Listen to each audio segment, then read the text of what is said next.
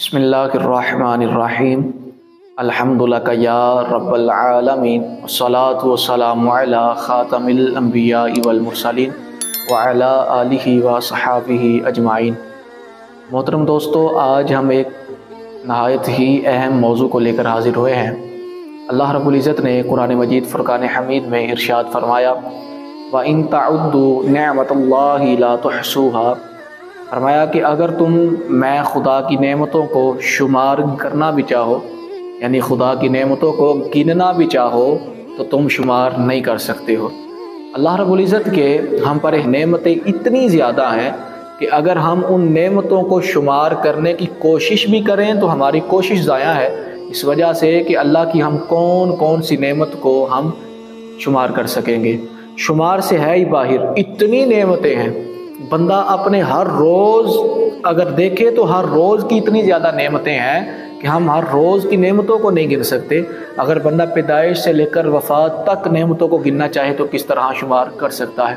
اب ہوتا یہ ہے کہ ہم اللہ رب العزت کی یہ اتنی زیادہ نعمتیں ہیں لیکن ہم ان نعمتوں کو بھول جاتے ہیں۔ مثال کے طور پر کبھی کسی چیز کی کمی آ گئی تو ہم چاہیے تو یہ تھا کہ ہم کمی کے اوپر بھی ہم اللہ رب العزت کا شکر ادا کریں۔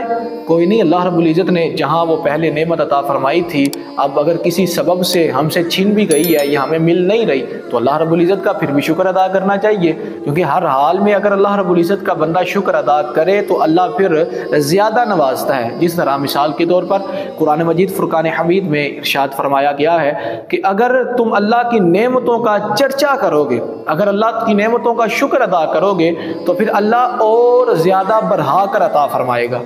اگر ایک نعمت عطا ہوئی ہے ہم اسی پر اگر صبر کریں، اسی پر اکتفا کریں، ہم اسی پر اللہ رب العزت کا شکر ادا کریں تو اللہ رب العزت کل ہمیں وہ دگنی کر کے عطا فرمائے گا، پرسوں تگنی کر کے عطا، یعنی کہ وہ ہر روز بروز وہ بڑھتی جائیں گی۔ لیکن بدقسمتی سے ہوتا یہ ہے کہ اگر آج کسی کے پاس دولت ہے، کل اگر نئی دولت ہوگی تو وہ بدقسمتی سے اللہ رب العزت پر نعوذ باللہ من ذالک کا شکوے تک کر بیٹھتا ہے اور بعض اوقات تو کفریات تک بکے جاتے ہیں۔ حالانکہ قرآن مجید فرقان حمید نے ہمیں جگہ جگہ ہماری رہنمائی فرمائی ہے۔ قرآن مجید فرقان حمید کے دوسرے پارے پہ اللہ رب العزت ارشاد فرماتا ہے وَلَنَبْلُوَنَّكُمْ بِشَيْءٍ مِّنَ الْخَوْفِ وَالْجُوعِ وَنَقْصٍ مِّنَ الْأَمْوَالِ وَالْأَنفُسِ وَالثَّمَرَاتِ وَبَشِّرِ الصَّابِرِينَ۔ اللہ رب العزت فرماتے ہیں ہم تمہیں ضرور بضرور آزمائیں گے۔ اب اللہ رب العزت بعض اوقات بندے کو کوئی نعمت عطا فرماتا ہے، اب اس نعمت کے ملنے میں بھی آزمائش ہوتی ہے۔ بعض اوقات بندے سے نعمت کو واپس لے لیتا ہے، اب واپس لینے میں بھی بندے کی آزمائش ہوتی ہے۔ حالانکہ اللہ رب العزت بندے کے گمان کے مطابق اس کے ساتھ معاملہ فرماتے ہیں، حدیث میں آیا ہے، بعض حدیث موجود ہے، اور اللہ رب العزت بندے پر اس کی جان سے زیادہ مشقت ڈالتا نہیں ہے۔ اللہ رب العزت بعض اوقات بندے کو نعمت دے کر آزماتا ہے، بعض اوقات چھین کر آزماتا ہے۔ یہی تو اللہ رب العزت نے ارشاد فرمایا ہے، فرمایا ہم تمہیں ضرور آزمائیں گے، مال دیں گے پھر بھی اس میں تمہاری آزمائش ہوگی، ہم مال کو واپس چھینیں گے پھر بھی تمہاری آزمائش ہوگی۔ ہم بعض اوقات اللہ رب العزت اولاد کی نعمت سے سرفراز فرماتا ہے، بعض اوقات اولاد کو واپس بلا لیتا ہے، اولاد کی وفات ہو جاتی ہے، لیکن اس میں اللہ رب العزت دیکھنا یہ چاہتا ہے اللہ کہ بندہ کتنا کو صبر کر سکتا ہے۔ بندہ ہر حال میں اللہ رب العزت کا شکر ادا کرتا بھی ہے یا نہیں کرتا ہے۔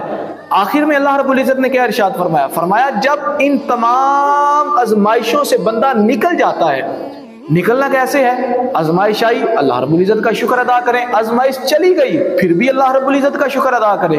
اب یہ تو نہ ہو جس طرح وہ کافر کیا کرتے تھے کہ جب اللہ رب العزت ان کو نوازتا تھا وہ اللہ کو بھول جاتے تھے۔ وہ منافقین کا بھی یہی طریقہ کار تھا، اللہ رب العزت کو بھول جاتے تھے۔ اب جیسے ہی ان پر مصیبت آئی اب پھر اللہ کو یاد کرنا شروع کر دیا۔ اب اصل بات یہ ہے، اصل مزہ یہ ہے کہ بندے پر مصیبت نہ ہو، بندہ خوشحال ہو، پھر اللہ رب العزت کا شکر ادا کرے، اللہ رب العزت کی نعمتوں کا اظہار کرے۔ لیکن ہوتا یہی ہے کہ ہم جب نعمت ملتی ہے پھر اللہ کو بھول جاتے ہیں، جب نعمت چھنتی ہے، جب آزمائش کا وقت آتا ہے اس وقت ہم آزمائش میں مکمل اترتے نہیں۔ اللہ رب العزت کیا فرماتا ہے؟ فرمایا کہ ہم نعمتوں کو دے کر بھی آزماتے ہیں، چھین کر بھی آزماتے ہیں۔ مال دیا ہو سکتا ہے آزمائش ہو، مال کو واپس لیا ہو سکتا ہے آزمائش ہو۔ اب اللہ رب العزت فرماتے ہیں ہم پھلوں کو دے کر، پھلوں کو لے کر، مال اولاد ہر چیز میں آزمانا چاہیں تو آزما سکتے ہیں اور آزماتے بھی ہیں۔ اور آخر پہ کیا ارشاد فرمایا؟ فرمایا وَبَشِّرِ الصَّابِرِينَ، اور خوشخبری ہے ان لوگوں کے لیے جو صبر کرتے ہیں۔ جب بندہ صبر کرتا ہے نا جی، پھر اللہ رب العزت کیسا نوازتا ہے، ایسا نوازتا ہے بندے کے وہم و خیال میں نہیں ہوتا۔ اللہ وہاں سے رزق بھی عطا فرماتا ہے، مشکلات کو بھی دور فرما دیتا ہے۔ لیکن اصل بات صبر ہے۔ یہ صبر کا پھل کہا جاتا ہے بہت میٹھا ہوتا ہے، واقعی بہت میٹھا ہوتا ہے۔ بندے کا جیسا منصب ہوتا ہے آزمائش بھی ویسی ہوتی ہے۔ اب دیکھیں اللہ رب العزت کے جلیل القدر انبیاء علیہم السلام کی زندگی کا اگر مطالعہ کرے تو صحیح، اگر ان کی زندگی کو دیکھیں تو صحیح، قرآن مجید، فرقان حمید، احادیث مبارکہ کا مطالعہ کر کے دیکھیں، ہمیں پتہ چلتا ہے اللہ رب العزت کی انبیاء کرام علیہم السلام کے جن کے جیسا کائنات میں کوئی نہیں، جن سے افضل ہستیاں کائنات میں کوئی نہیں، یہ سب سے افضل ترین ہستیاں ہیں، اللہ نے تو ان کو بھی آزمایا۔ لیکن وَبَشِّرِ الصَّابِرِينَ، یہ انبیاء ثابت قدم رہے، صبر کے دامن کو لبریز نہیں ہونے دیا، صبر کے دامن کو ہاتھ سے جانے نہیں دیا، پھر اللہ نے کیسا نوازا۔ ایک مثال آپ کے سامنے میں عرض کرنے کی کوشش کرتا ہوں۔ اللہ رب العزت کے جلیل القدر نبی حضرت سیدنا ایوب علی نبینا وعلیہ الصلوۃ والسلام، اللہ نے مال و دولت بھی عطا فرمایا، اللہ نے اولاد کی کثرت بھی عطا فرمائی، لیکن پھر آزمائش کا جب وقت آیا، آزمائش جب آتی ہے پھر کیسی آزمائش آتی ہے؟ اولاد بھی واپس اللہ چھین لیتا ہے، اولاد بھی پاس نہیں رہتی ہے، مال بھی چھن گیا، لیکن اللہ رب العزت کے جلیل القدر نبی تھے، ہم جیسے نہیں تھے۔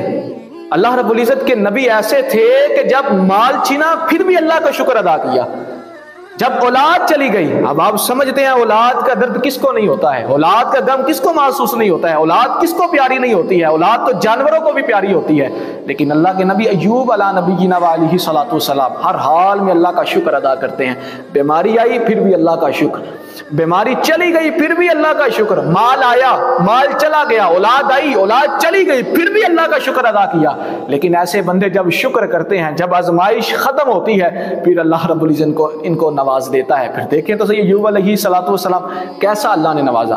اب یہاں پر ایک قابل توجہ بات عرض کرنا چاہوں گا۔ بعض نادان یہاں تک کہہ دیتے ہیں کہ اللہ رب العزت کے نبی ایوب علیہ الصلوۃ والسلام بیماری آئی، نعوذ باللہ من ذالک، نقل کفر نباشت، کہ آپ کو کیڑے پڑ گئے، نعوذ باللہ من ذالک، اللہ رب العزت ایسے بدبختوں کو ہدایت نصیب فرمائے۔ انبیاء علیہم الصلوۃ والسلام کے متعلق یار ان کی زبان تھکتی نہیں، ان کے جو ذہن ہے ان میں خیال آتا نہیں ہے کہ یہ تو وہ نبی ہیں۔ حضور علیہ الصلوۃ والسلام کی واضح حدیث ہے کہ اللہ رب العزت نے مٹی پر حرام کیا ہے کہ یہ انبیاء علیہ الصلوۃ والسلام کے جسموں کو کھائے۔ جب مٹی نہیں کھا سکتی ہے تو کیڑے کس طرح آ سکتے ہیں؟ ایسا نہیں کرنا چاہیے۔ جو ایسے کرتے ہیں، جنہوں نے آج تک کہا، وہ اللہ رب العزت کی بارگاہ میں توبہ کریں۔ بیماری تھی، حاضر خدمت ہوئی تھی، لیکن آزمائش تھی، جیسے ہی آزمائش چلی گئی اللہ نے پھر عطا فرما دیا، ہر چیز عطا فرما دی۔ تو اللہ بھی یہی فرماتا ہے، فرمایا تم میری نعمتوں کا چرچا کرو، میں اور زیادہ عطا فرماؤں گا۔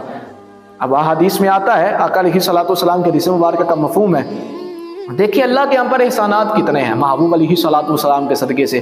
حضور علیہ الصلوۃ والسلام فرماتے ہیں کہ کھانا کھا کر شکر ادا کرنے والا ایسا ہے، ایک بندہ ہے کھانا کھایا اللہ کا شکر ادا کر رہا ہے، دوسرا بندہ ہے روزہ رکھا، روزہ رکھ کے اللہ کا شکر ادا کر رہا ہے، ادھر کھا کر شکر ادھر روزہ رکھ کر شکر۔